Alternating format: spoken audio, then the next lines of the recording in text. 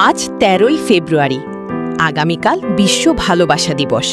সব প্রেমিক প্রেমিকাদের কত প্ল্যান এই দিনটা নিয়ে। সাদিয়া আর রাফি প্ল্যান করে আগামীকাল সারা দিন একসাথে ঘুরবে। তাই ক্যাম্পাসে বেশিক্ষণ না থেকে বাড়ি চলে আসে ওরা। রাত ১২টা। একটা অপরিচিত নাম্বার থেকে মেসেজ আসে সাদিয়ার ফোনে। মেসেজে লেখা, দরজাটা খুল। সাদিয়া ভাবে হয়তো ভুল করে তার নাম্বারে মেসেজটা চলে এসেছে। কিন্তু কিছুক্ষণ পর আরেকটা মেসেজ আসলো।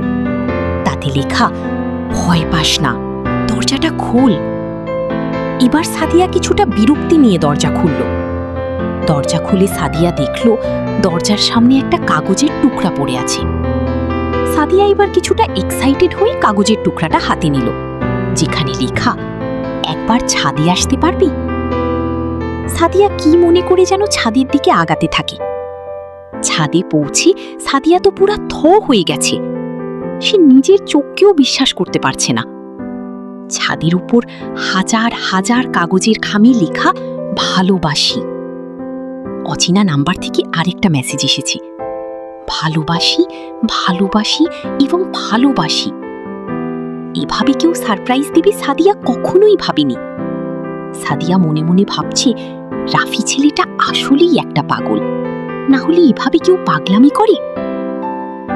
১৪ই ফেব্রুয়ারি, সকাল ১০টা। হ্যালো, আপনি কি সাদিয়া বলছেন? ফোনের ওপাশ থেকে।